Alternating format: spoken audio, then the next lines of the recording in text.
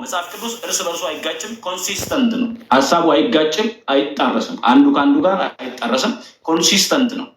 ሁለተኛው መጽሐፍ ቅዱስ በጸሎት ኃይል በእምነት ኃይል ከተነበበ ተአምር ማድረግ የሚችል ወይም ደግሞ ተአምር የሚያደርግ ፈውስ የሚሰጥ መጽሐፍ ነው። ሶስተኛው የነቢያት ትንቢት ፍጻሜ ማግኘት ነው።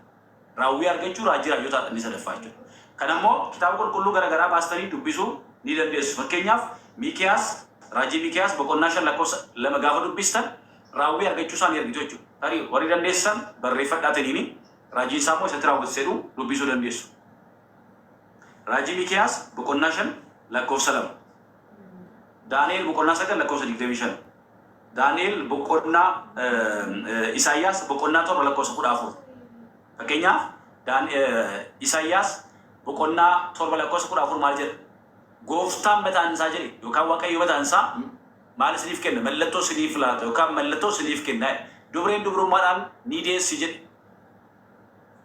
ዱብሬን ዱብሩ ማራን ኒል ፎፍቲ ኢልመስ ኒዴስ ሲጀ ስለዚህ ድንግል ተንሳለች ወንድ ልጅ ተወልዳለች እኒ ጉራ ወተሜ የሰትራወተሜ ወንጌል ሉቃስ በቆና ለመጋፈዱ ቢስተን ወንጌል ሉቃስ በቆና ለመረቲሞ ዱብሮ ማለት ደሴቲ ዱብሮን ዱብሩማናን ደሴጅርት ኢልመን ይራ ደሴጅርት ኢሳካና ራጂ ራወተሜ አከሱማ ራጂ ኢሳያስ በቆና ሰገል ለቆስ ጃስ ዳውዱ ቢስተን ኢልሚኑ ኑፍለቴራ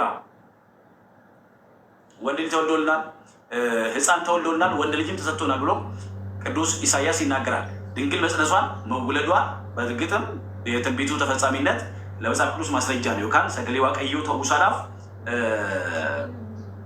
እንደ ረጋዳ አይቾ ሰበምኒሳ ራጂ ዱበተሜ ወጎተ ኤራ ቦዴ ማልቴራ ራዊ አርገቴ ዶብሮን ዱቡርማን አልፎፍቴ ዱቡርማን ማልቴ ደሴት ከናፍ ራጀን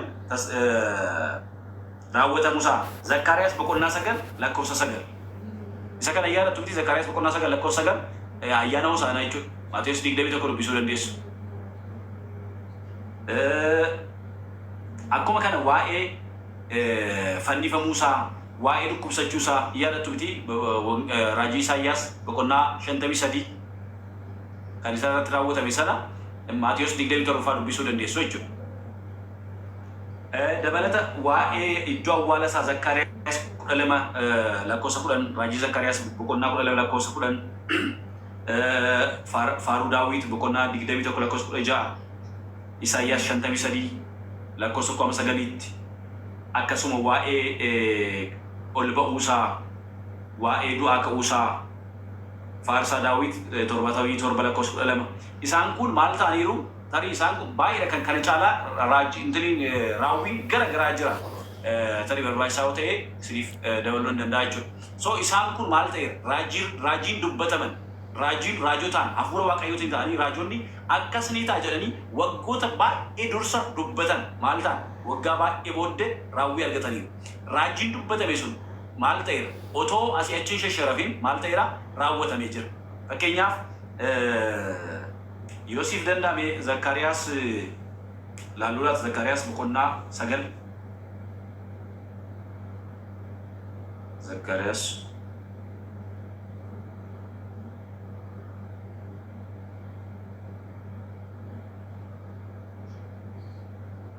አካሴ ዘካርያስ በቆና ሰገል ለኮሰ ሰገል ኢሲን ያነ ሞታ ጥዮን ጉዳ ኢሲን ያነ ሞታ ጽዮን ጀባዜና ያው አፋርሞ ሂካ ወረው ላዳዋንቴ ፊት ነው ሰያው ኮንሰፕት ይመስ አንደርስታንድ ቲንጎቹ ማለት ባየንትሪቲ ኢሲን ያነ ሞታ ጽዮን ጉዳ ገመዳ ኢሲን ያነ ሞታ ኢየሩሳሌም ጉዲ ሳፊ ሰገሌ ገመቹ ለጌሲሳ ኩኖ ሞቲን ኬሰን ኢኒ ቀጀላን ኢኒ ሞአን ገዶፍ ዴቢሴው ካን ገዶፍ ቀቤቹ ዳፊ ሀሬ አቢ ኬሳ ኢልሞ ሀሬ ይረታኤ ገረ ኬሰን ዲዱፋ ኢኒ ኩን ራጂ ዘካርያስ በቆና ሰገል ለኮፍሳ ሰገል ረጀር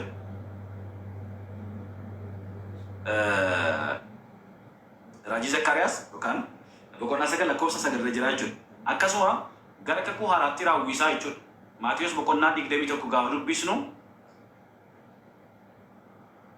ማልጀራ አከሴ ለኮፍሳ ፉረቴ ይቹ ማቴዎስ በቆና ዲግደሚ ተኩ ለኮፍሳ ፉረቴ ማለራ ኩኖ ኢሞ ወንቲ ራጂ ኢሳኒን ጀዲ ኩኖ ኢሞ ወንቲ ራጂች ጀዲ አከፊታን በኡፍ ተኤ ኢኒ namoota xiyoonitti himaa mootiin keessan gad of deebisee kunoo inni harree yookaan yaabbii keessa ilmoo harree irra taa'ee siif dhufa isa jedhudha jedha. Kana irratti bartoonni dhaqanii akkuma Yesuus isaan ajaje godhan harree sana ilmoo ishee wajjin fidanii uffata isaanii irra buusan. Yesuus immoo irra taa'e. Tuuta sana keessaa harki caalaan uffata isaanii karaa irra hafan. Warri kaan immoo damee baala qabu muka irraa kutanii karaa irra firfirsan. Jecha akka inni harree sana yaabbatee deemee dubbataa jechuudha. Zakkaariyaas 9:9 isa jiru Maatiyos 21 irra jechuudha. Kanaaf inni raajotaan waggoota baay'ee dura waggoota dhibbaan baay'ee dura raajame dhuma argachuusaan kan raawwii argachuusaatiin kitaabni qulqulluun dhugaadhumatti kitaaba dhugaa ta'uusaa ni barraa jechuudha. Isa kana immoo laaluun dubbisuun ni danda'ama. Dursee isa haasa'ame isa dubbatame isa raajonni raajan of dura isa ta'uudha jiru raajanii maal ta'eera raawwatamee raawwii argatee argineerraa jechuudha. Inni sadaffaan raawwii argachuu raajii raajotaadha jechuudha. Inni afraffaan waggoota badiisaa baay'ee keessa darbuusa. Waggoota badiisaa baay'ee keessa darbeera. Kitaabni qulqulluun akka gubamu taasifameera. Walitti qabamee akka badu taasifameera. Waggoota dheeraadhaaf kitaabni qulqulluun akka dhabamu sochiin garagaraa qaamota garagaraatiin raawwatamee kitaabni qulqulluun garuu otoo hin badii baroota badiisaa baay'ee keessa dabre walitti tumbu'iin ammas kitaabni qulqulluun itti fufiinsaan as ga'uunsaa badii jara ooluunsaa kitaabni qulqulluun dhugaadhumatti sagalee waaqayyoo ta'uusaa kan nu ibsu yookaan immoo kan nutti himudha jechuudha. Isaan kun internal evidence jedhu ragaalee keessoodha. Otoo bakkeen bahin kitaabni qulqulluun kan nu ibsu kitaabni qulqulluun kan nutti himu highlightly ragaalee keessoo warra jennee kaasnu. Inni lammaffaan ragaa bakkee yookaan external evidence. Ragaa external evidence yookaan immoo ragaa bakkee jechuudha. Kitaaba qulqulluudhaan bakkee. Inni jalqabaa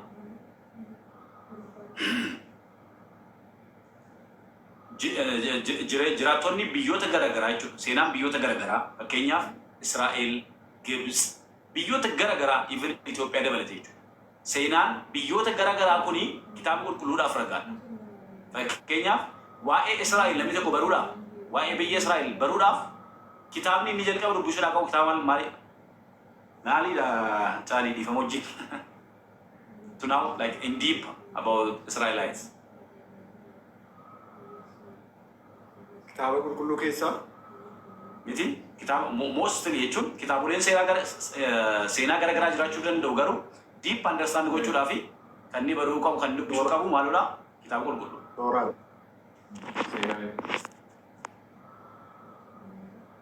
So waa'ee wantirii kana gaafa laaltu namoonni jireenya isaanii Room gaafa laaltu, Israa'el gaafa laaltu, Baabiloon gaafa laaltu, Gibs, Sooriyaa, even Itoophiyaa dabalatee biyyoota kanneen seenaa isaanii gaafa dubbistu yookaan immoo waa'ee isaanii gaafa bartu seenaa isaanii waliin jireenya hawaasummaa isaanii tokko isaa gaafa laaltu maal ragaa kennu waa'ee kitaaba qulqulluu ragaa ba'u jechuudha. Waa'ee kitaaba qulqulluu ragaa ba'u. Ittiin jireenyi isaanii hawaasummaan isaanii seenaan isaanii akka jiru jechuudha. Inni lammaffaa bu'uuraa archaeological evidence yookaan የከርሰ ምድር ጥናት archaeological evidence afaan oromootiin maal jedhama?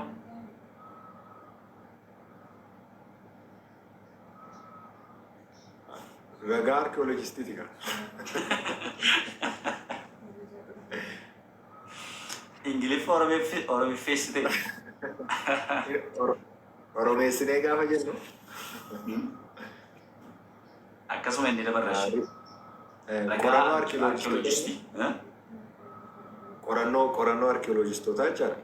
Ragaa isaanii. Qorannoo entrii maanni qorannoo lafa jalaa jechuudha. Karsa midir. Lafa jala. Qofforamee kan bulcharesh. Akkasii. So archaeological evidence external evidence is a basic jechuudha. External evidence warroota kitaaba qulqulluu external evidence gaafa jennu warroota kitaaba qulqulluu beekanii fi kitaaba qulqulluu amanan miti kana evidence kana fidan jechuudha. Qorannoo lafa keessaa gaafa jennu yookaan immoo archaeological evidence gaafa jedhamu archaeological evidence kan hojjetan archaeologistoota. Archaeologistoonni immoo amantoota miti. Warroota kitaaba qulqulluutti amanan miti. Kitaaba qulqulluutti warra si fudhatan warra amananis miti. simply they are doing their jobs. Hojii mataa isaanii hojjetu bakka arkeolojistootadha qo'annaa sana taasisu isaanii jechuudha. Qo'annoo fi qorannoo kana gaafa taasisanii arkeolojistoonni gaafa qoratan tokkoffaa inni guddaan isa kamdha godaansa ijoollee Israa'el biyya Misri gara biyya isaanii Kana'aanitti taasisanidha.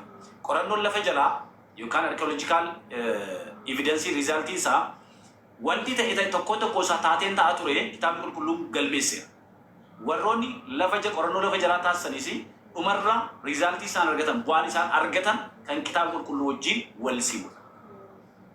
Kan kitaaba qulqulluu wajjin wal simudha. Tarii namoonni dubbisuu barbaadan yoo jiraatanii Archaeology of the Land of the Bible printed in the USA New York 1997 jechuudha.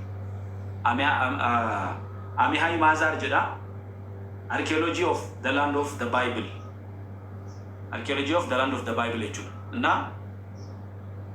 kan isaanii qorannoo isaanii gaafa laaltanii qorannoon isaanii maal ibsaa kitaaba qulqulluurra isa barraa'ee galmaa'ee jiru sana tokko tokko gaafa qo'atan meeshaa isaaniitti fayyadamaa turan wantoota gara garaa argachaa turan keessaatii isa qoratu isa gaafa qoratan seenaan isaan argatan qorannoon bu'aan qorannoo isaan argatanii fi kitaabni qulqulluun waa'ee Israa'el godaansa isaan mudachaa ture irratti kan galmaa'ee yookaan katabamee jiru wal fakkaataadha jechuudha. Kanaaf isaan kun akkasira jedhee warroota amanan miti warroota kitaaba qulqulluuf biyaasdu ta'an miti. Hojii isaanii hojjetu qo'annoo isaanii taasisu qo'annoo isaanii bu'aa isaan dhumarra gaafa riviil godhan gaafa ibsan garuu maal ta'e argama kitaaba qulqulluutti isa galmaa'e sana wal simee yookaan wal fakkaatee argama. Beezii kanaan kitaabni qulqulluun dhugaadha. Kitaabni qulqulluun dhugaadhumatti sagalee Waaqayyoodha. Internal evidence dhugaa qorannoo internal evidence daanis akkasuma external evidence daanis kitaabni qulqulluun iddoo itti dhugaatuun ta'inaaf yookaan immoo soba qabaatu hin jiru jechuudha. Inni sadaffaa baay'ee dabalataan laaluu kan dandeessan external evidence saayinsii ilaaluu dandeessu. Saayinsii isa kana immoo maybe diip hamma ta'e Diyaaqoonii Argaan Labagaas barreessee kitaaba isaa saayinsii na haymaanoo jedhu irratti saayinsii mataan isaa ragaadha kitaaba qulqulluudhaaf. Fakkeenyaaf ijoolleen Israa'el seera uumamaa boqonnaa 17 irratti Museen Waaqayyo waadaa ijoollee Israa'el wajjin galu itti himee ture. Waadaa kanaan bu'uura waadaa kanaatiin dhiirri guyyaa 8 yaa kittaanamu jedha. Miti dhiirri guyyaa 8 yaa kittaanamu jedha. Guyyaa 7ffaatti hin jenne guyyaa 9ffaatti hin jenne guyyaa 10ffaatti hin jenne guyyaa meeqaffaatti jedhe guyyaa 8ffaatti yaa kittaanamu jedha.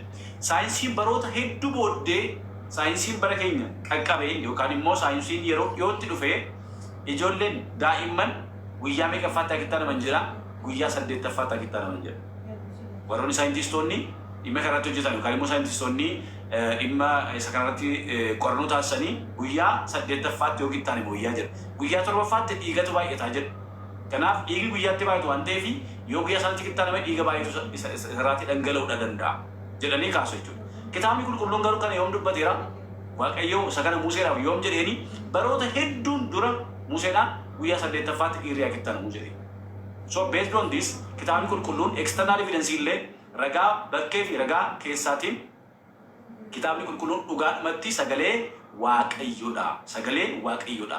Kitaaboleen gara biroo ofii isaaniitii dhugaa warra jedhanii amananii ala bakkeetti baafamanii otoo laalamanii namoonni bakkee jiran namoonni saayinsii hordofan arkeolojistoonni namoonni beekumsa gara garaa qaban qaamoleen beekumsa gara garaa qabanii fi kitaaba isaaniitti hin amanne osoo qo'atanii kitaaboleen sun dhugaadhumatti sagalee Waaqaa ta'anii ni argamu yookaan dhugaa ta'anii ni argamu yoo jedhame dhugaa ta'anii argamuu hin danda'a. Kitaabni qulqulluun garuu dhugaadhumatti sagalee Waaqayyoodha.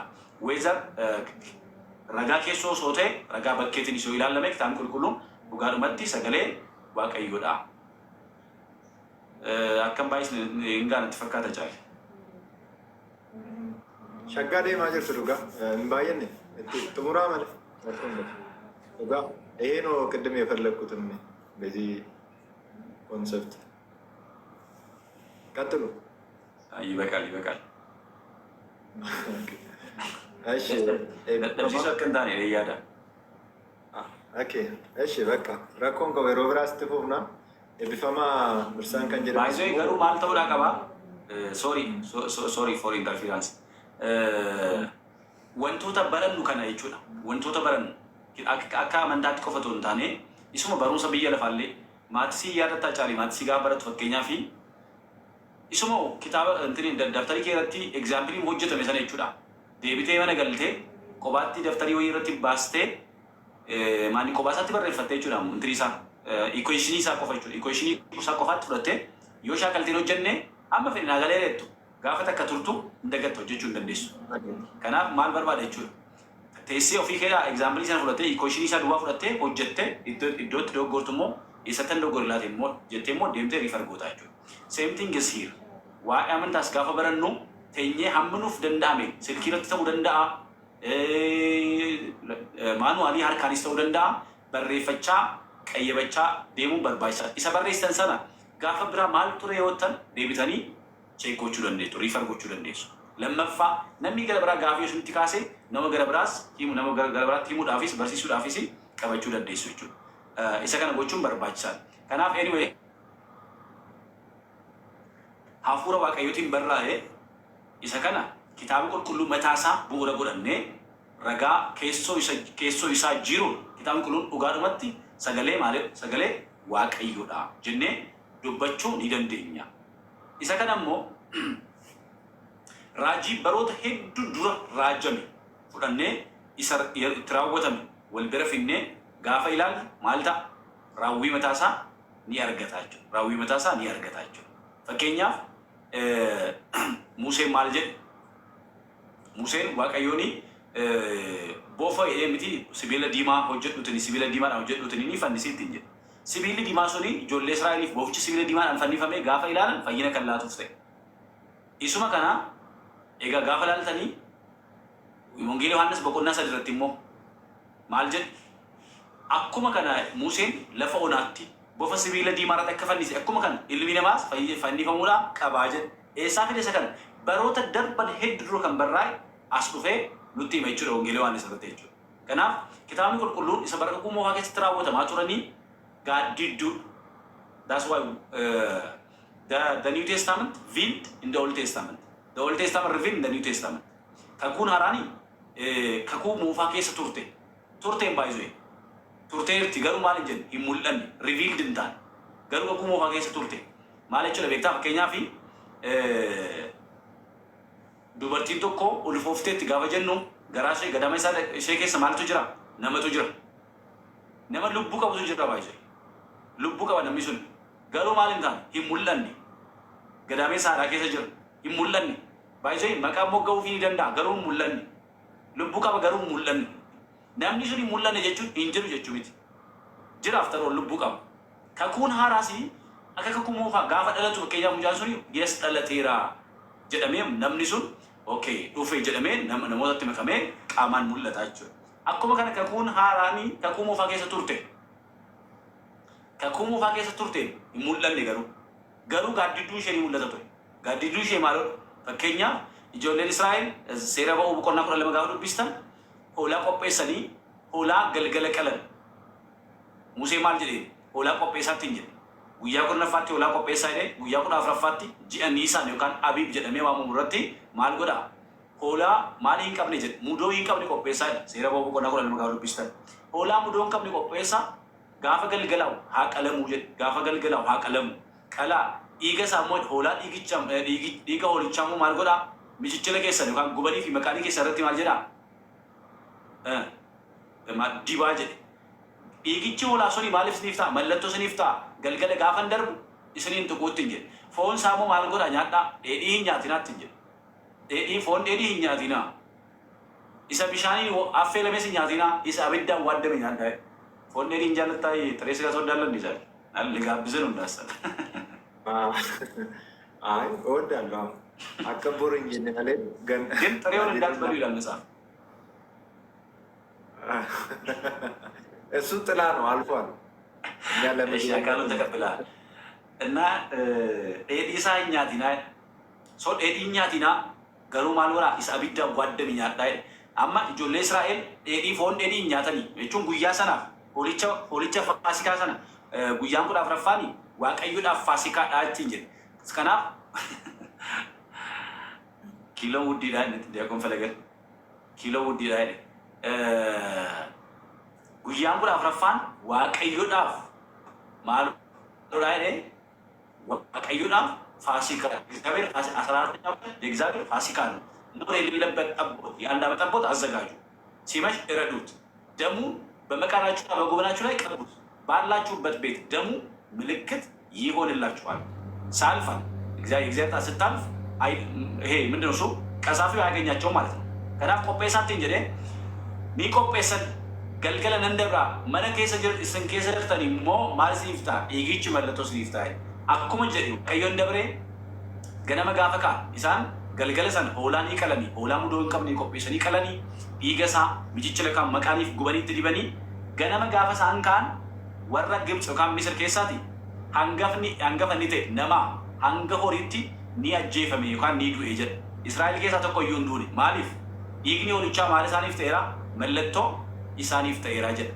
Inni kuni gaaddidduudha maal jechaa jira ፋሲካን የሚዱጋን ፋቻራ ፋሲካን የሚዱጋን ሙለታ ሸንጉን ጋዲዱዳ ገሩ ሴራቱ ስኒፍ ቆጳራ ይቻላል which mean look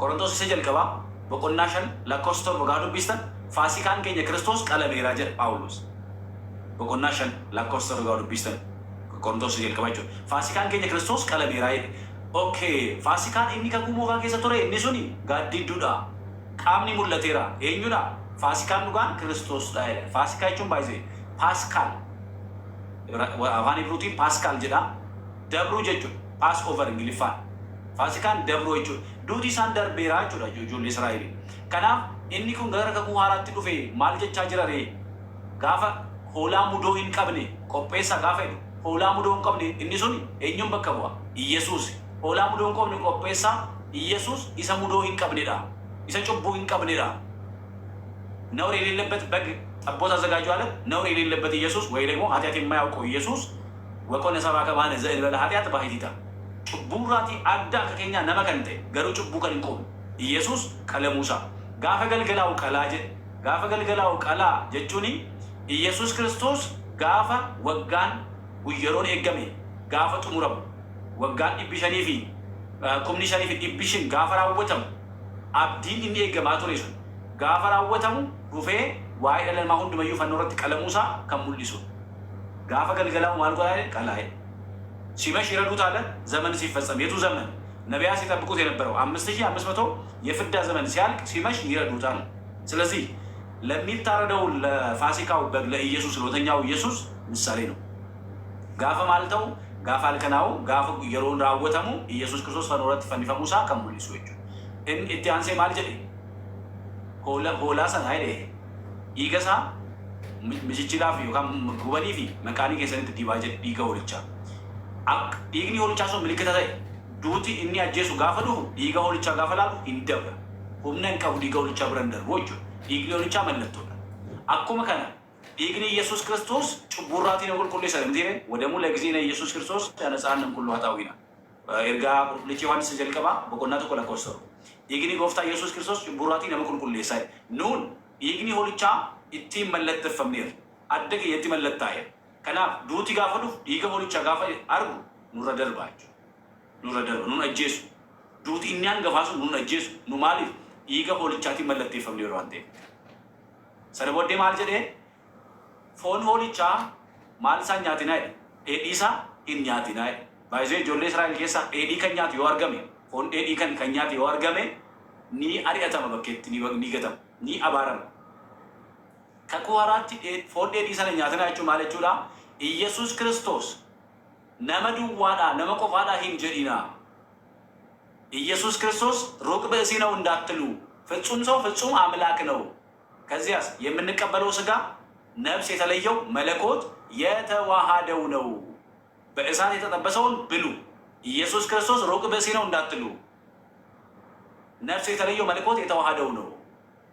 ከናም ማልጀን ሬኑን ኢየሱስ ክርስቶስ ጎንከነም ጎንከዋቅ ወሎማን ከንከበጀሜዳ ነምን ኢየሱስ ክርስቶስ ነመቆፋዳ ዋቀዮ ሚቲ ዮካን ወሎማ ተዋሂዶ ኢነመን ዮጅራት ዩኬሳ ማጀድ አባረሜ ኒባአጅ ኒባአጅ ከናፍ dhiiga hoolichaatiin mallattoo godhatanii foon hoolichaa hunda isaa nyaatanii maaliif hoolichi qalameedha malee dhukkubsatee miti. Nutis Iyesuus Kiristoos waa'ee keenya jaalalaan qalamee malee cubbuu qabaatee miti. Kanaaf foon hoolichaa nyaannu maaliin amantaadhaan garuu maal hin jennu nama qofaadha hin jennu. Goonka waaqayyoodha. Kanaaf gaaddidduu inni ture sun Faasikaanii isa dhufuuf dhufee mul'atuuf gaaddidduu qaamni Iyesuus Kiristoos mul'ateera jechuudha. Inni dhumaa waan tokko jedhee nan xumuraa yaadatoota ijoolleen Israa'el bishaan dhakaarraatti isaanii burqa ture. Museen dhakaa baadhatee deema. Dhakaa qabee deema gaafa deemu jechuudha. Dhakaa qabee deemaa dhakaa inni qabee deemu sun gaafa ijoolleen Israa'el dheebotan dhakaa sana lafa kaa'eetu hirrukutaa bishaantu isaanii burqa. Dhakaan suni Kiristoosidha. Gaaddidduun dhakaan inni dhugaan kattaan inni dhugaan Iyesuus ni mul'ate. Kanaaf Phaawulos maal jedhe? ሁሉም ከደመና በታች ተባበሩ ነበረ፣ ሁሉም ይከተላቸው ከነበረ ከዚያ መንፈሳዊ አለት አጥተዋልና ያም አለት ክርስቶስ ነበረ። dhakaan sunis hundumti sirnu kattaa sanarraati dhugaa turanii kattaan sunis Kiristoos ture jedha. Inni Museen dhakaarraa bishaan burqisiisaa ture sun isa dhufu bishaan jireenyaa kan garaasaatti burqu Kiristoos Iyesuusiif maal ta'e tajaajile? Gaaddidduu ta'e tajaajile. Qaamni mul'ateera. Kanaaf kitaabni qulqulluun kakun moofaan yookaan raajiin raajotaa maaloodhaa gaaddidduun qaamni mul'achuuf jira jechuudha. Kanaaf qaamni mul'ate kitaabni qulqulluun kakun moofaa sakuunaadhaaf raajiin isa tokkos raajiin inni tokkos walitti kan hin buune wal qabataa dhugaadhumatti sagalee Waaqayyoo waan ta'eef. Thank you. Sabaakii nagar ትላለህ እንግዲህ ኢንተረስቲንግ ነው። አሪፍ ነው። እግዚአብሔር ይስጥልን። ኤብቢፈማ ሰገሌ ጅሬኛ ስናደጌሱ ስንስ ባዬ ኤብቢፈማ ዱጋ በገኑ ግዱ ተርገምተኒ አራ ኢንትሮዳክሽን ዳ ካርመስኒ ገኑ ደንደው ጀኔት ወልማ ገዲ ቀብን መሌ ፍሎውሳ የገቴ ባዬ ከንዴሚቲ በርሳን ሞ ስሪት ወልት ቀበኒ ከራሁን ዳንብሰኒ ጅሩ ሰን ያደረጀቻል ሀገው ሞ አከም ጎን namni gaaffii qabu yoo jiraate gaaffiidhaan boritti fufna yeroo biraatti fufna borootoo baate tarii alammaa kan isiniin jedhe isinitti agarsiisuu hin danda'a kan pirootestaantonni barreessan ishii qofa isinitti agarsiisee gara gaaffiitti deemna. Isa kanatti deemnaa agartanii waa'ee Yihuudaa irratti kan barraa'edha. Yihuudaa irratti kan barraa'e kun maal jedha asirratti? She can alama nadufu kandit. Though only the Ethiopic version contains all of First Enoch. First Enoch kan jedhamu kitaaba Enoch jecha. Jedhee keessa irraa caqasaa Enoch boqonnaa tokko lakkoofsa 9. Sayuudaa boqonnaa tokko lakkoofsa 14. Enoch boqonnaa tokko lakkoofsa 9 wal fakkaata jechuudhaan Enoch itti nu deebisaa jechaadha. Kitaabni kun kan Protestaantii jedhu. Mata dureen isaa Yihuudaa boqonnaa lakkoofsa 14. Heenookiin boqonnaa tokko lakkoofsa 9 irra isa jiruun wal fakkaataa nun jedha. Heenook boqonnaa tokko lakkoofsa 9 immoo Waaqayyo qulqulloota hundumaa wajjin inni dhufa kan jedhu. Amma yoo isinii baasuu hin danda'amu yoo feetan. Kitaabni Heenook boqonnaan 9 boqonnaan tokko lakkoofsa 9 irra maal jedha? Alhamdulillah isaa jechuudha. Shii kanaa jechaadha. Kan Yihuudaan fudhate. ፍርድን ያደርግላቸው ዘንድ እነሆ ከብዙ ቅዱሳን ጋር ይመጣል። ሰጅዱሰን ይኸው ፕሮቴስታንቶን ኢትዮጵያ ኬሰት ካን አርገሙ ኢሰትዩ ኪታባ ይሁዳቲ ወልፈካታችን ራጨቀሴን ጋብራትን ዴድሲ ስክሮሊ ካሰን ይጅሩ አለማ ቆራኖ ለፈ ኬሳ በርሳና ከካሰን ሰና ቆራኖ ለፈ ኬሳስ ጃራሪክ ደመፋ ኬሰ ከን ጎደሜ ኩን ዴድሲ ስክሮልስ የቹ ሰከን ኪታባ መረማ ጀቻለ ስክሮልስ የቹን ኪታባ መረማ gogaa cimaarraa kan hojjetamu kan barreeffamni durii irratti barreeffamu jechaadha. Isa akkasiiti kun kitaaba maramaa. Na kanarratti arkeoloojistoo barsiisonni eksternaalii kan jedhan namoonni pirootestaantiidha akka amantiitti garuu akka arkeoloojistii tokkotti immoo irratti qo'annaa gaggeessaniiru. Warri baasan immoo kan biraatii jechaadha. Deedsii scroll ni jedhamu isa kan yemuut baar xiqqallooch ni jedhamu. Amma kun fakkeeffamee osoo hin ta'in just isuma jechaadha footoon achirraa fudhatame nu. Kanaafuu isaan kun maanni kitaabilee nuti har'a mana kiristaanaa keessa qabnu Ayhuudonni warri durii dhaloota Kiristoosiin dura jaarraa bara 300 dura jiraataa turan holqa kana keessa jiraachaa kan turan Qumraan iddoo jedhamu. Qumraan itti warri jira even musliimota naannoo sana kan jiran yeroo amma kun ba'u jechaadha lafa keessaa qoffarame holqa sana keessa. Na kitaabni achi keessa jiru kitaaba amma nuti qabnu wajjin guutummaatti kitaabni achi keessa jiru nu bira kan hin jirre hin jiru. Kitaaba Maqaabiyaan irratti kontentii isaa irratti xiqqoo kan walii hagayyoon wal faalleessu isayyuu kontentii isaa irratti akka maqaatti sadarkaa kitaabaatti garuu hundi isaanii jiraadha. Isa kanaaf immoo Pirootestaantonni muraasni kan jedhan qofas ni dubbisee xumurraa jechaadha. The Dead Sea Scrolls kitaaba baay'ee beekamaadha inni kun. The Dead Sea Scrolls Bible. Dead Sea jechaan kitaaba galaana du'aa akka jechuuti. Muut baarsa jechuudha. Scroll jechuun immoo kitaaba maramaa achi keessaa argamee jechaadha. Waa'ee sana irratti kan barreesse eenyuni Pirootestaantota bebbeekamoodha. Maartiin Abeegii fi Peter Flint kan jedhamudha kan barreessan The Dead Sea Scrolls Bible. Baay'ee iddoo guddaa kan qabu jechaadha. Isaani kan barreesse kitaaba kana. Kitaaba achi keessaa argame qoffaraa sana keessaa argame sana irratti yaada isaan kennan kan isaan barreessanii jechaadha. Fakkeenyaaf isa keessaa kamsinii kaasuu Jubilees argatumti kan. Jubilees jechaan kitaaba kuffaalee jechaadha. Kuffaalee amma bataskaana iddoo biraa keessa iddoo kamiyyuu kan hin jirre Itoophiyaa kuffaa keessa kan jiru. Kan ammoo akkamti saayinsiin akka dhugaa ibsanitti agarsiisa. Argitanii kitaaba Jubilees. Kitaaba kuffaalee jechaadha. Waa'ee seera uumamaa kan dubbatu. Fakkeenyaaf seera uumamaa boqonnaa 4 irratti Abeel haadha manaa fuudhee jedhamtire. Haadha manaa buleessi Abeel jechaadha. Qaayil haadha manaa fuudhee kan jedhu. Haati manaa Qaayil eessaa argamte kan jedhu kitaaba kuffaalee irra barraa'ee jira boqonnaa 5 irra. Na kitaabni kuffaalee kun maal jedhan isaan kitaaba kuffaalee Dead Sea Scroll keessatti argame. The Book of Jubilees, fascinating and ancient Jewish work that is very unfamiliar to the most modern readers. Kitaaba warra har'aa keessatti kan hin argamne garuu the most fascinating ancient Jewish work. Ayuudonni duraan dursanii kan fayyadamaa turan. Jedhee ka'e containing account of things revealed to Moses during his 40 days on Mount Sinai. Jedhee seera boqonnaa 24. Yeroonni guyyaa 40 tulluu Siinaa irra ture sana kan Waaqayyo isaaf mul'ise kan of keessaa qabudha. Maaltu kitaabni kun jechaadha. Ayuudonni eessenoota kan jedhan Qumuraa keessa jiraachaa kan turan kan itti fayyadamaa turan jechaadha. Addunyaa biraarraa kan bade. Kitaabni kun kitaaba kuffaalee har'a Itoophiyaa keessa qofa kan jiru Bataskaana Ortodoksii keessa qofa kan jiru jechaadha. Kana eenyu jedha warra Maartiin Abeeg qorattoota warra Pirootestaantii jechaadha. Kana qofa miti kan isaan jedhan. Kan sin ajaa'ibu maal jedhaa? Qo'e. Asirratti before the discovery of the Dead Sea Scrolls osoo galaana du'aa kana keessaa maramaan kun osoo hin argamniin dura Jubilees kitaabni kuffaalee was known to scholars in Greekiidhaan, Syriac, Latin, and the Ethiopic translation. Ethiopic.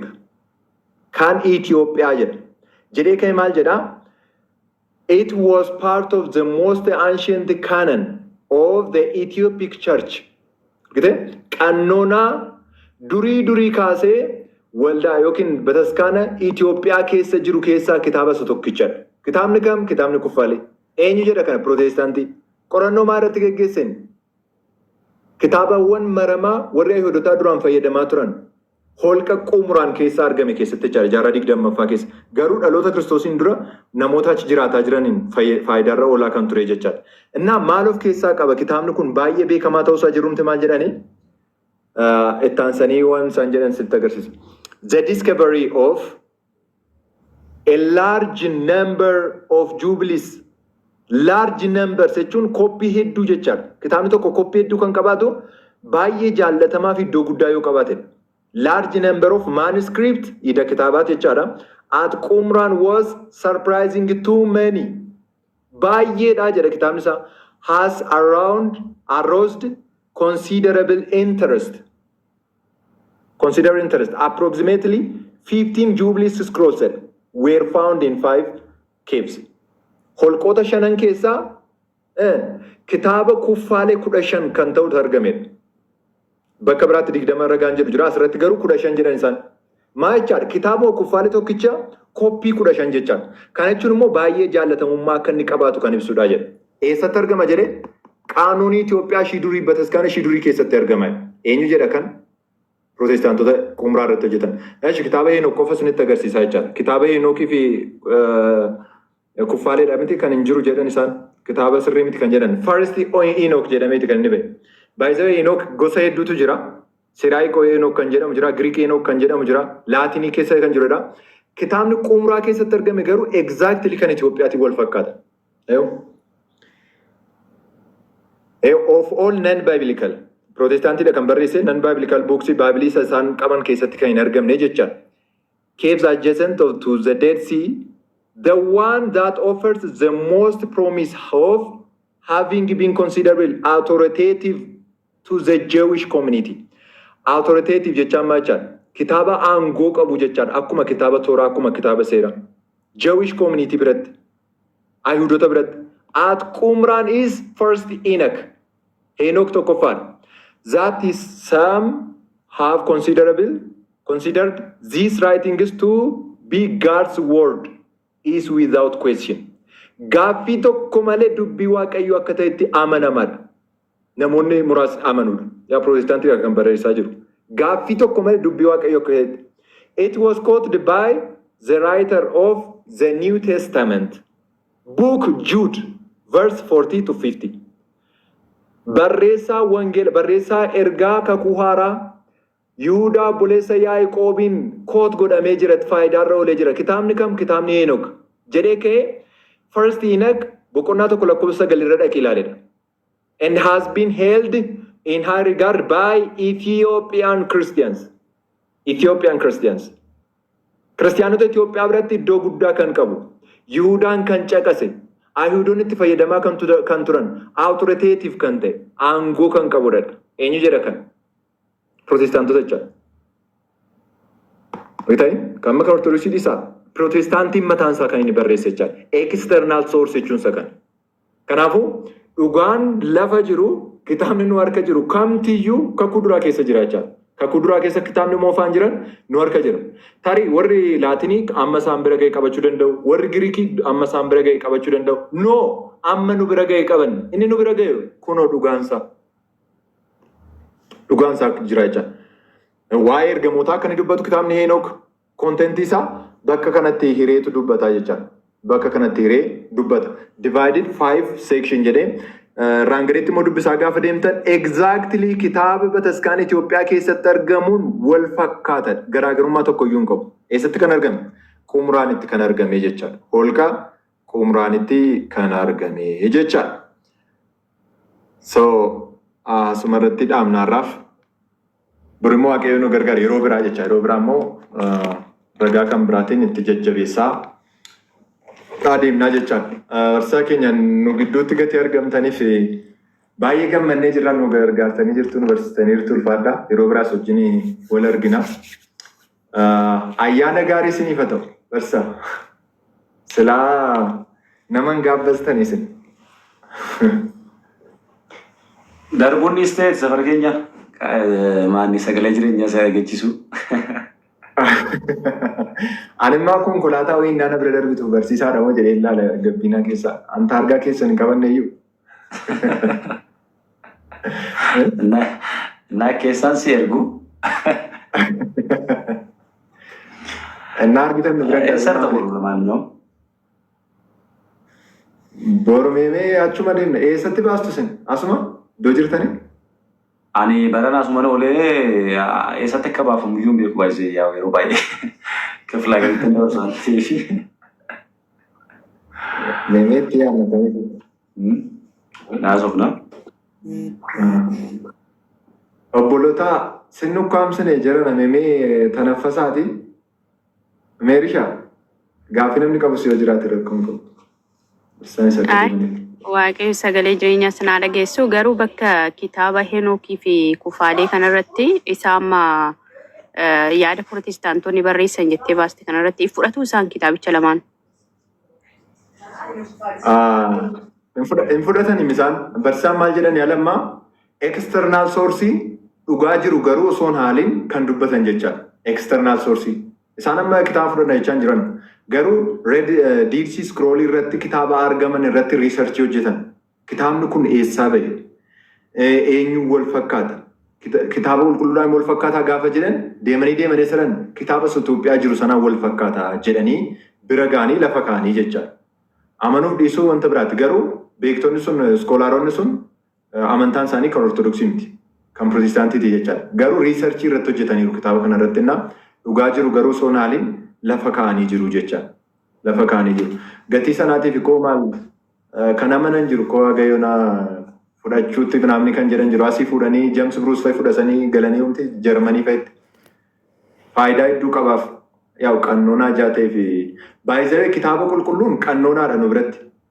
Closed qannoonaa miti nu biratti garuu closed hin jennuun cufaadhaan jennu. Cufaadha jechuun maachaadha. Kitaaba 81 kan hin fayyadamne fayyina irraa citee bu'eera hin jedhamu barumsa akkasii miti. Fakkeenyaaf ortodoksiin kan biraa haguma isa bira ga'ee fudhachuu danda'a. Inni kan biraas haguma isa bira ga'ee fudhachuu danda'a. Fakkeenyaaf kaatolika biratti Council of Trent irratti akka doogmaa taasisanii jiru. Isaan kan isaanii jechaan. Saawulis Sagaris kan fudhate isaanii wajjin akka tokkummaa hin qabnetti jecha. Protestaantinis almost akka doogmaa ta'etti kan isaan ilaalan. 66 jedhanii qofa jedhanii kaaneerumti hundi amantaa keessaa isa tokko taasifataniiru. Ortodoksii biratti akkasii miti. Open canon jedhameetu beekama. Openiidha jecha. Sababni isaa namni kan biraa fakkeenyaaf ortodoksii warri bahaa yookaan immoo armaniin kitaaba keenyaan wal qixan fudhanne. Kanaaf ati fayyina irraa citteettan jedhamu. Akkasitti barsiisa. Garuu protestaantiidhaaf ragaa barreessa. Tefofee. Yaa barreessituun yogguu barreessanii seenaan kun dhugaadha jedhanii barreessanii mi? Yes, of course. Dhugaa qabatamaadha. Arkeoloojistii jechuun koo qabatamaadha. Kaarboon deetingiidhaan yeroon isaa baramee yoom akka jiraachaa akka turan osoo Kiristoos hin dhalatin bara 300 duraachi jiraachaa akka turan የተረጋገጠ መረጃ እኮ ነው። Kitaabni ol bira qabamee jechaadha koppiin. Kitaabni Isaayyaas amma jiruu fi kitaabni Isaayyaas inni achi argame hundi isaa ol bira qabamee kun dhuguma Ayihudotatu achi jiraataa ture jedhamee የተረጋገጠ መረጃ ነው. Maannim namni kamiyyuu ganuu hin danda'u. Inna maaliif fudhachuu didan? Faayindiingiidha akkamni beektaa qo'annoodha waan ta'eef qo'annoo fi qorannoon gaafa taasifamu wanta sanatti amantee namni sun amanee yookaan amanuu baatee faayindiingii yookaan isa riizaaltii awutkaamii isa dhumaa kaa'uun dirqama isaadha. Namni qo'annoo qo'atu isa jechuun maal jechuudha egzaamaayinariin jira. Even namichi qo'annoo sana qo'ate gaafa kaa'u qo'annoon isaa suni riisarchiin isaa suni dhugaadha moo dhugaa miti jechuudhaa fi fakkeenyaaf isa amma caalimtuun isaa ture kitaaba Henook irra jiru sana ergaan Yihudaa boqonnaa tokko waa qabdi boqonnaa tokko lakkoofsa 14 fi Henook tokko sagara kan jiru sun yoo fakkaata inni sun wal fakkaataa ta'uu isaa yoon keenye namni isaa egzaamaayin godhu sun mataa isaa riisarchi peepar isaa ivaaluuti namni godhu okay waan gara biraasiin sobdaa jechuudha sababbiin isaa asitti barraa'ee kan jiru suni achi bukkeetti immoo argameera jedhee isa gaafachuu danda'a jechuudha isa kaawuntar attaakii isa gaafachuu danda'a kanaafuu maal godha jechuudha whether he believe or not inni itti amanee dhiisee garuu maal godha isa barreeffame sana isa arge dhugaa arge sana kaa'ee bira dabraa jechuudha.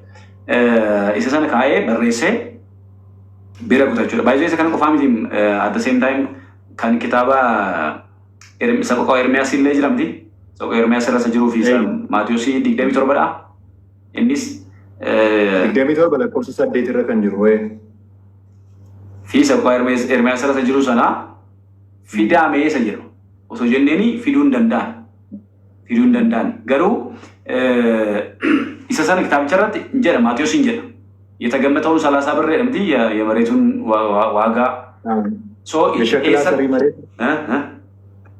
የሸክላ ሰሪ መሬት የሚባለው 30 ገመቱት የሚለው ዱርሳ ጀደሜራ ብሪ ባይዜ ሶዶማ ቀሪሲ ሶዶማ ጀደሜ ዱርሳ ይመሜ ይጅራ የሰቲ ዱበተሜ ኪታባ ሰድጃተሚ ጃረት ይነርገም ሰው ቀር ኤርሚያስ ረጅራችሁ ራጂ ኤርሚያስ ረት ይነርገም ኤርሚያስ በነብዩ ኤርሚያስ የተባለው ጀሬቱ ኤርሚያስ ዱበቹ ሰዱበት አገሩ ኤርሚያስ ራጂ ኤርሚያስ ኢሳ ኖርማል ራጂ ኤርሚያስ ረት እንጀሩ አዲሱ ሶ የሰብረ ጀሬ ንጋፈነ ለቢሱ እንደንዳኒ ጋሩ ማሉ ለኩኒ ፋይንዲንግ ጋፈተው ቋኖ ጋፈተው ሪዛልት ዱመረ ተርገሜ ዲስክሎዝ ጎቹ ነው ካይሞ ቤክሲሱ ድርቀማ ከናፎ በሬሱ ጋሩ ይትለመነኒ baay'ee Protestaantiidhaaf immoo isa duwwaa miti. Kitaabni qulqulluun bakka bishaan cubburraatiin nama qulqulleessadee bishaan jedhe cubburraatiin nama qulqulleessadee iddoo garagaraatti barraa'ee duukaboonni dubbatanii warroonni egaa yaa'ii jalqabaa taasisan 325 irratti isa cubbuun ittiin qulqullaa'u yookaan cubbuun ittiin haqamu cuuphaatti ni amanne jedhanii dubbatanii Protestaantiin irra jiran garuu wuhaa aያነጻም jedhu. which mean ጥምቀት አያነጻም qofa miti wuhaa aያነጻም literally maal godhu gara maanni wanuma maateriyaaliitti fayyadamu sana gara sanatti gadi buusuudhaaf deemu jechuudha. Barreeffameera kitaaba jira isa barreeffameeru jiru garuu akkas godhanii faalleessuu barbaadu jechuudha. Yaadatta wangeelaanis boqonnaa 3 lakkoofsanii sana jechuudha. Namni lammaffaa bishaanii hafuurraa yoo dhalle kan jedhu bishaan inni jedhu bishaanii miti sagaleedhaa jedhani. Warrumti tiktiikii kanarraati isa wanta tokko xinnoo hin tireechaa tura jechuudha. So akka kana akkas godhanii akka barbaadan dabsaa tiraaslee gochuun baay'ee mirga isaa namni kitaaba qulqulluu jiramsiiri amma kakuun haaraa kuni kakuu araaraadha. Waadaa araaraadha. There is a time miti murtiidhaaf yeroon kaa'ameera akka barbaade ta'uu ni dandeessan baay'ee. Garuu dhumarra murtuu hin jira waan ta'eef. Isa kanaafi faayindiingii argatan dhugaa argatan kanaan illee baay'ee galatoomaa hin naani. Dhugaa argatan sana hinaallee hin dhoksine kaa'aniiru. Nun dhugaa sana itti amanneera. Isaan dhugaa sana barreessaniiru dhugaatti garuu hin amanne. Maaliif jennaani after all research findingiidhaan ni kuni research findingii intiniin godhamu hin golgamu akkasumatti kaa'amaa jechuudha. Bifama waaqayyo sagalee jireenyaa sana agarsiisu ከጉባኤ አንጻርስ አሁን ቤተክርስቲያናችን የምትቀበለው 3 ጉባኤ አለ አይደል? ጉባኤ ከነረት ኪታቦኒ ሙርታን ጅሩ ፈከኛፍ ፕሮቴስታንቶቹ መከሳው ኤፌሶን ጉባኤ እንቀበላለን የሚሉት አሉና ከነሱ አንጻር እስቲ ከመጽሐፍ ጋር የሚገናኝ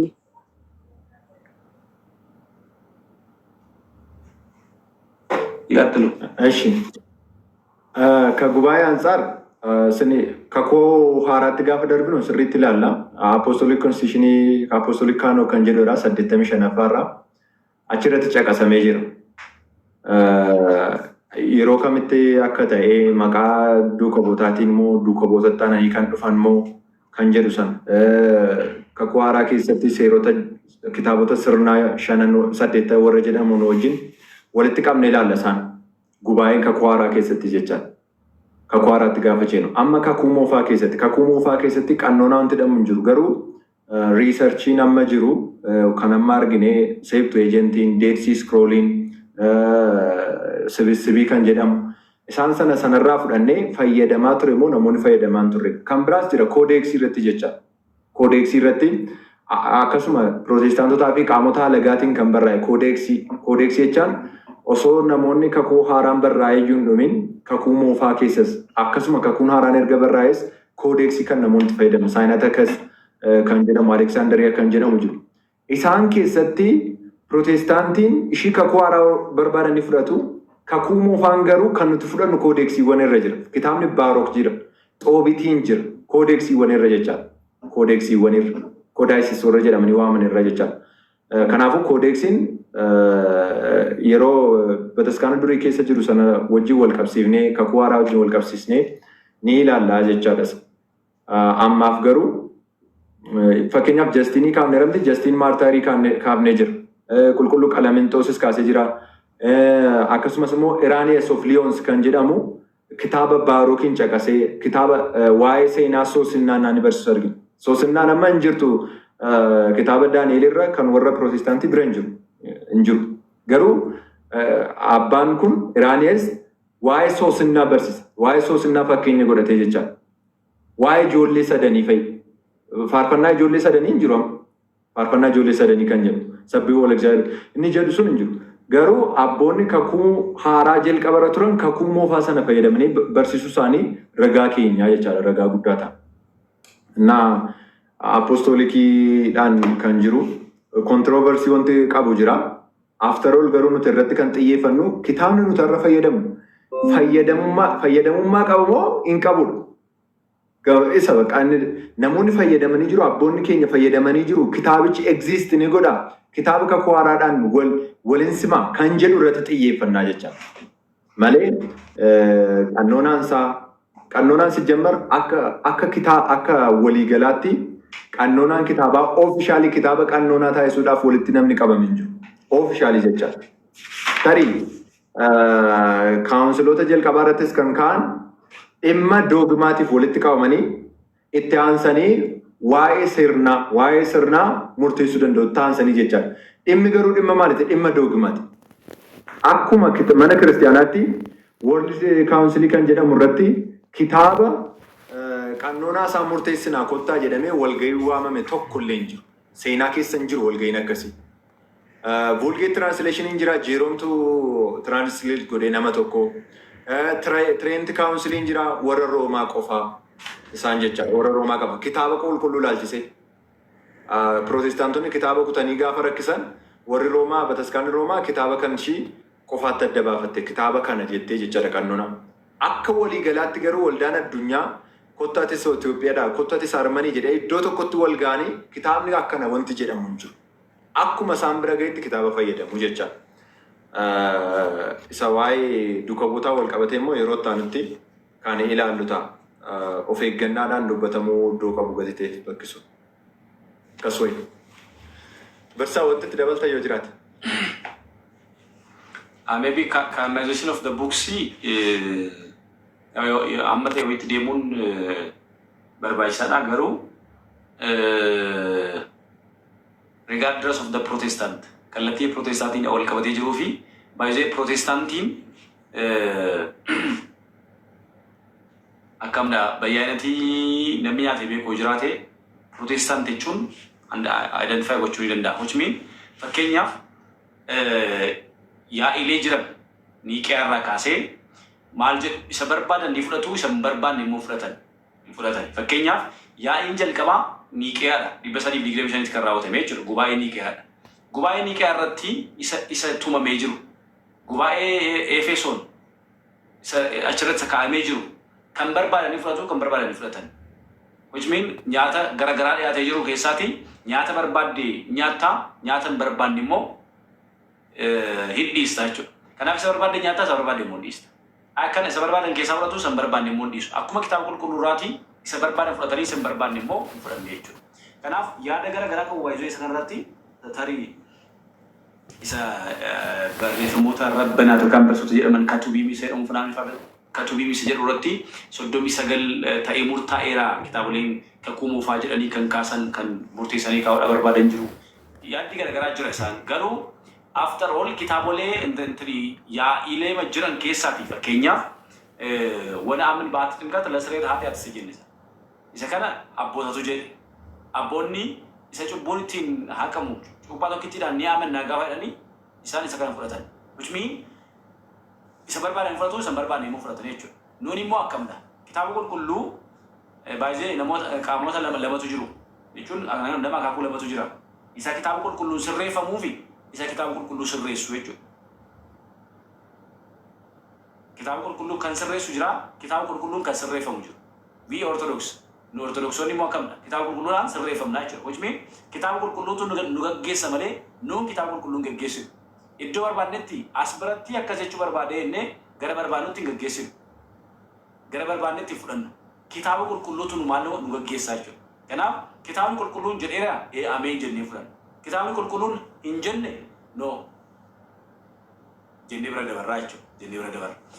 Na baay'ee yaa'u Protestant jennee gaafa haasofnu warroota jalqaba turanidha. Kan biyya keenya baay'een isaanii Pentekoostaalidha. Mostly maybe like percentage 90 Pentekoostaalii fi kaarizmaatikidha. Jechuun already Protestantiin baay'een jiru. Protestantistootanii hamma ta'e wayii tarii cuuphaa fi dhimma foonii fi gooftaa Yesuus irratti hamma ta'e walitti dhiyaachuu yookaan haasa'uuf mari'achuu ni dandeenya. Tootaal isaan kun garuu diisaagirii godhuu dhimma kanarratti.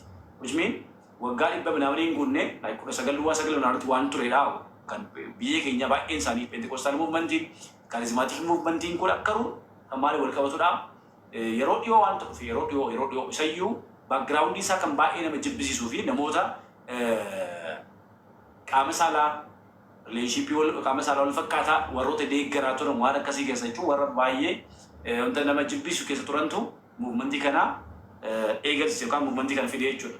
Anyways garuu Protestaantii gaafa jennu filee fudhataadha. Minna ይባለው ይሄ መርጦ አልቃሽ የሚባል አለ አንዳንዴ ለእንትን ብሎ ሱላ ላይክ namoota waan barbaadan irratti baay'ee bu'aan waan sagara biraa kan ta'u immoo hin barbaanne dhanii gaafa yaadani immoo warra dhiisanii jechuudha. Akkana keessaa kan barbaadan fudhatu kan barbaadan immoo fudhatan. This is what Protestant looks like. Saganaaf tarii barbaachisaa amma ta'e wayii yeroo biraa sagantaa qabdoo ta'e ilaaluun ni danda'amu waa'ee lakkoofsa kitaabolee kanaa jechuudha. Thank you. Okay, ishi.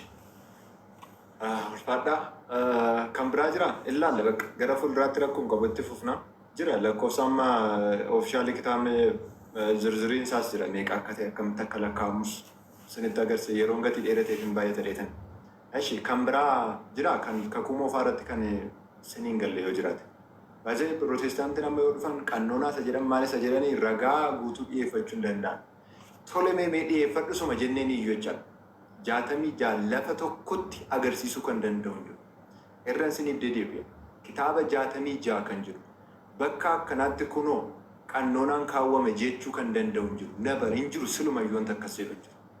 Hin jiru wanta akkasii. Sadarkaa bataskaanaattis hin jedhamne jechaadha. Yoonuma tireentii bira deemes kan inni fudhanne jira. Amma Roomaan Kaatolikiin kan fudhattu kan Protestaantiin fudhanne hedduu isaa jira. Aliin Maatinaateewus bira deema. Maatinaateewus kan inni caqase kan isaan hin fudhanne hedduutu jira. Atinaatiyoos immoo tun caqasiin kan hafe immoo isaan kan fudhatan jiru. Innaa konseptii isaa isaaniif hin galle jechaadha. Akkaataa kitaabni qulqulluutti fudhatamu isaaniif hin galle konseptiin isaa. Innaa gara fuulduraatti ilaalaa deemna suutuma suutaan. Xiyyeeffachuu kan qabnu garuu kitaabni qulqulluun hin jiramoo hin jiruudha. Kitaabni nuti har'a fayyadamnu jiramoo hin jiruudha kan fuulduraa keessa. Akkas. Eshi gaaffii kan biraa jiraa? Gaaffii kan biraa obboloonni yoo qabaatan. Bakka.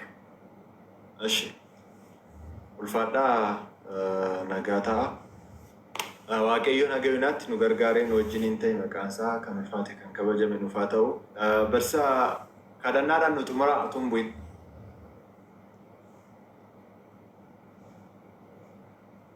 በጸሎት ዝጉልን።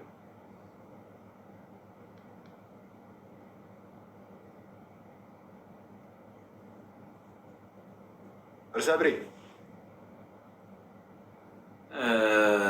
ጫሌ ቲፉፊሺ ትንሽ ኧረ ሾርት አጭር ፕሬየር ምን አባቴን የወጀኔ ልጅ እንዴ አቡነ ዘበሰማያት ውስጥ ጀዴት ልባ እንዴ አንገብነ ሰው ጅሩ ነውር እኮ አኪዬ ይበናል ኧረ ጅራ ጅራ ሚዩት አድርጌያለሁ። ኧረ በእናትህ ጫሌ እሺ ዲያቆን ፈለገ ማሉና ዲያቆን ጀዲቤ Tani nan jedhu eebbifama Waaqayyoon sagalee jireenyaa dhumaaf jijjiiraman qabne sinaa dhageessisu achirratti tajaajiltoota mana isaa eegdota abboommii isaa dhaaltota mootummaa isaa Waaqayyoon itti naa taasifatu dhugumatti akka nu barsiifattaniif yeroo hundumayyuu Waaqayyoon haala isiniif haa mijeessu umurii irratti umurii dabalees isiniif haa kennu eebbifama Waaqayyoon isin eebbisu nuti isin eebbisuu hin dandeenyu Waaqayyoon isin eebbiseera eebbifama kan baranneen 30-60 firii gaarii buusne mana isaa keessatti akka deddeebinu nu haa taasisu Waaqayyoon itti fuufaa barsiisaa Caalii. Jadi acuman kadannaa godhishi kadannaa lannoo jufi. Hin danda'amu.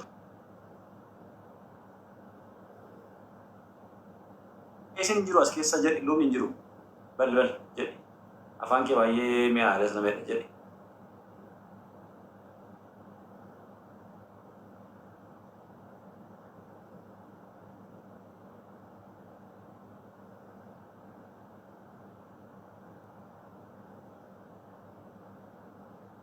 Abboomamuudhaaf malee dandeettii hin qabu.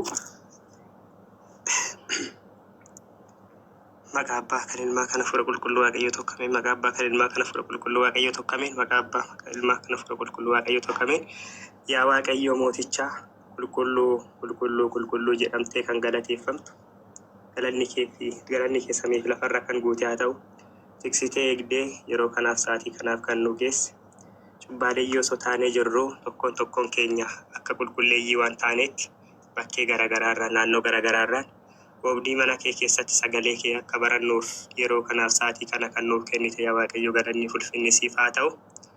Yaa Waaqayyo yaa gooftaa keenyaa nuti dandeettii hin qabnu nuti beekumsa hin qabnu barsiisaan beekansiidha yaa Waaqayyo kan barannee 30 60 dhibba firii gaarii buusnee tajaajiltoota mana keetii eegdota abboommii keetii dhaaltota mootummaa keetii akka taanuuf yaa Waaqayyo fedhaa fi eeyyama kee haa ta'u. Yaa Waaqayyo gaafa dhufaatii keetiis qulqulloota wajjin akka nu dhaabduuf yaa Waaqayyo fedhaa fi eeyyama kee haa ta'u. Kan baranne kan faarfanne sooma soomne gara ispoortiitti osoo hin geeddarin arjummaa keetiin fedhaa fi eeyyama kee yoo ta'e galmee isattuun hin aanne irratti rirmoon hin nyaanne irratti galmeessitee qulqulloota wajjin akka nu dhaabdu fedhaa fi eeyyama kee haa ta'u. Yaa Waaqayyo har'a walitti qabamee boru warra faca'u nun taasisini har'a baratee boru gara biyya lafaatti warra deemu taasisinu yaa Waaqayyo dhugumatti yeroo hundumayyuu sagalee kee dhagaa kan dhageenye namoon jiraachaa isa dhokfamee nutti lallabame dhokfamee nutti himame bilbaasni akka lallabnuuf kan baranne akka lapheetti qabannuuf laphee Liidiyaaf kennite nuuf kenni walitti qabamis kenna kana kan duuka bootaa kan qulqullootaa nuuf taasisuun fedhaa fi eeyyama kee haa ta'u. Yaa Waaqayyo qulqulloota akkuma eebbiste toloota akkuma eebbiste nuus tokkos lamas sadis taane maqaa keetii walitti qabamne irra yaa Waaqayyo nu eebbisuun fedhaa fi eeyyama kee haa ta'u. Kan yaadne kan karoorsine hundumayyuu nuuf guuti. Ayyaana kana sammuun ayyaana nagaa ayyaana jaalalaa ayyaana tokkummaa nu taasisuun fedhaa fi eeyyama kee haa ta'u. Kan bade akka barbaannu kan jiru ammoo akka walii jajjabeessinee waliin jiraan jaalalaaf tokkummaa nuuf kennuun fedhaa fi eeyyama kee haa ta'u. Yaa Waaqayyo dhugumatti kadhannaa keenya faaruu keenya aarsaa keenya duumessaan gaditti osoo dhiisin galmee keetii irratti galmeessitee yeroo hundumayyuu mana keetii keessatti nu jiraachisuun fedhaa fi eeyyama kee haa ta'u. Yaa Waaqayyo barumsa keenya hundumayyuu nurraa fudhadhu kan beelaan yaadadhu kan cabane yaadadhu daandiirra kan kufane yaadadhu jijjiiramna jedhanii biyya namaa kan deeman obboleewwan keenya hunduma isaaniitiyyuu rifeensi mataa isaanii osoo hin irratin tokko isaaniitiyyuu waan isaan barbaadaniif waan isaan hawwan hundumayyuu guutiiti gara maatii isaaniitti nagaan fayyaan deebisuun fedhaa fi eeyyama kee haa ta'u. Yaa Waaqayyo nuti cubbamootadha arraba keenyaa si kadhachuus hin dandeenyu garuu ammoo akkuma qulqulleeyyii afaan guunnee si kadhachaa jirra. Cubbuu keenyaaf badii keenya sunutti laakkain yeroo kanaaf sa'aatii kanaaf geessetta sa'aatii hafee sammuun akkuma eegdee nagaan nu bulchituu fi akkas jechuudhaan arraba cubbamaa ta'een si kadhanna yaa Waaqayyo nuuf kadhatami. Yaa abbaa keenya samii irra kan jiraattu maqaan kee haa galateeffamu mootummaan kee haa dhufu jaalalli kee samii irratti akkuma ta'e akkasumas lafa irratti haa ta'u.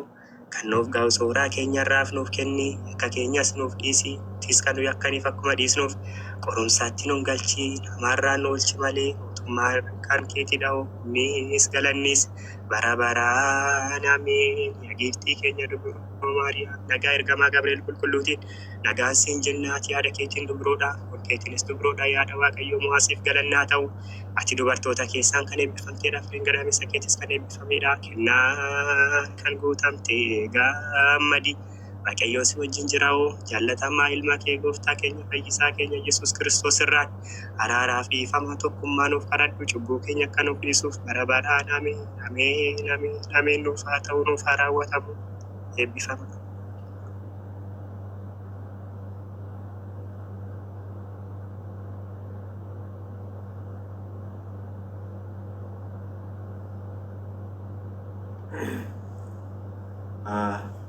Eebbifame barsaa eebbisaan.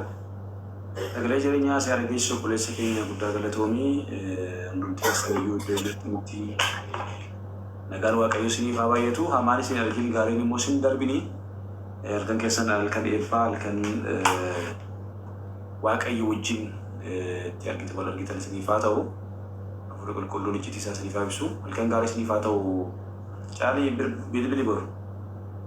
Tole barsaa eshi nagaataa hunda keessaniyyuu. Ama nagaan bulaa Waaqayyo sagalee jireenyaa sinaa dhageessu. Malkaan bahal ምንድን ነው አያና ጋሪ ስኒፋት አልከን ጋሪ ስኒ አሜን አሜን እንደ ኬኛሁ ያላ ሎሚ ሳልገዛ በእናትሽ ተበላ ተወዶ ነው ቆይ ቆይ አጎት ምን እንዳለ ታውቃለህ? ቅድም ማለት ነው ላቃጥር እንጂ እሱ የለም የሆነ የዘመርኩ መዝሙር ነበረ የማለው የአባኮ ከራራ ነካሲ የሚለው ማለት ነው። ከዛን ጫሊ ትላንትና ሲዘምር ነበር አይደል እንዴ ያለ። አዎ ስለው የቱ ጋር ነው የወደቀው ሄጄ ላንሳ አላለም። ያው ማርያምን እንደዛ ያለው የአባኮ ማሎ ከራራ ነካሲ ስል የሰጥኩ ፌዴቤን ካሳኘ ነው። ስለዚህ ወይኔ እና ሙድ ሲይዝ ነበር አማሪ እኔ አጎቴን አልኩ እንደ አባቴን አልኩ እንጂ እሱ ሲመጣ ትጠይቀዋለህ። አይ ምናልባት እኮ አጎቴ ማለት ፈልጎ ከሆነ ቢሆነ ያው አይ ማስተላለፍ ያለው ባዘ ወይ ምናልባት ምን ይታወቃል ብዬ እና የቢፋማ አድጋ ደስ ይል ነበረ።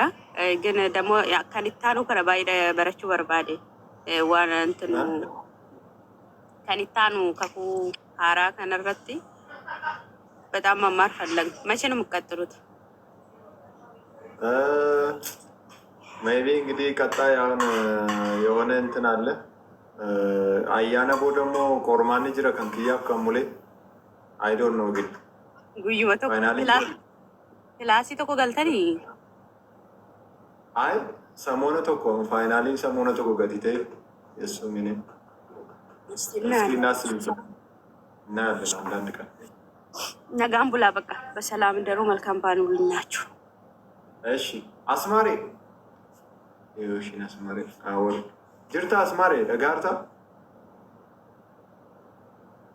ቶሌ ነጋም ቡሊ በቃ ነጋም ብሎ እንደከሰን እዩ ፈያታ